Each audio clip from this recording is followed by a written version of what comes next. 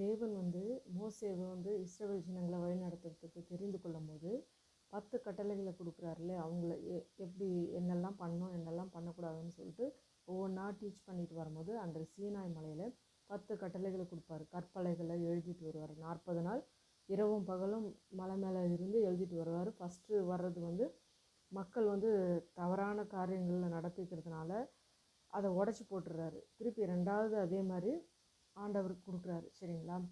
அதே நம்ம புதிய ஏற்பாட்டில் நம்ம பார்க்கும்போது உன்னை போல பிறனை நேசி. நம்மளுக்கு ஏதாச்சும் நம்மளை எப்படி நேசிப்போம்? ரொம்ப மிகவும் நேசிப்போம்ல.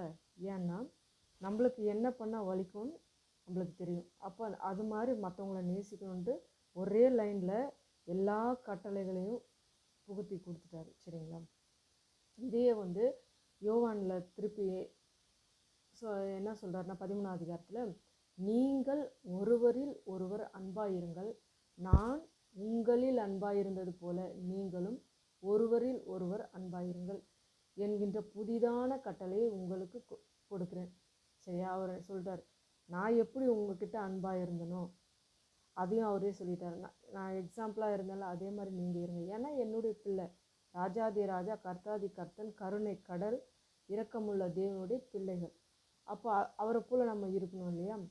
சரியா? அடுத்தது நீங்கள் ஒருவரில் ஒருவர் அன்புள்ளவர்களாய் இருந்தால் அதனால் நீங்கள் என்னுடைய சீஷர்கள் என்று அறிந்து கொள்வார்கள் என்றார். இப்போது உலகத்தில் நம்ம சொல்லுவாங்களே, இன்னாருடைய பிள்ளை சாயல் இருக்குன்ட்டு. அப்போ நம்ம தேவனுடைய பிள்ளையாக இருக்கும்போது நம்மளுடைய எல்லா வித நடக்கையிலும், உடையிலையும், நடையிலையும், பேச்சிலையும், எல்லா விதத்துலேயும் நம்ம எடுத்துக்காட்டாக இருக்கணும். யாரை? தகப்பனுடைய பிள்ளையார், ராஜாதி ராஜனுடைய பிள்ளையார். சரியா? அவரு நம்ம மேலே இரக்கம் வச்சு நம்மளை ரட்சித்து நம்மளை மீட்டு அவருடைய ரத்தத்தை சிந்தி நமக்காக பாடுகள் பட்டு அந்த கேடு அடைந்து சரியா நம்ம மீட்டு கொண்டார் இல்லையா? அந்த தேவனுடைய சாயல், அவர் அன்புள்ளவராகவே இருக்கிறார். சரியா? உன்னை போல பிறனை நேசின்னு சொல்லியிருக்கிற ஆண்டவர் எவ்வளோ இரக்கமுள்ள தேவனாக இருக்கார்.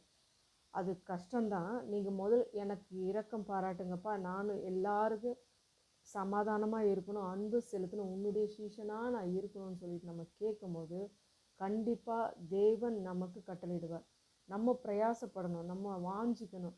வாஞ்சி உள்ளவங்க ஆத்துமாவை அவர் நிரப்ப வல்லமை உள்ளவராக இருக்கார். வாஞ்சையாக இருக்கும்போது கண்டிப்பாக அதை நம்ம பெற்றுக்கொள்வோம்.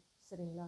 தேவனுடைய பிள்ளைகளாய் நாம் வாஞ்சித்து இரக்கமுள்ளவர்களாய் நம்மை போல என்னை போல பிறனை நேசிக்கணும், உன்னை போல பிறனை நேசிக்கணும். அந்த கட்டளையை தேவன் நம்ம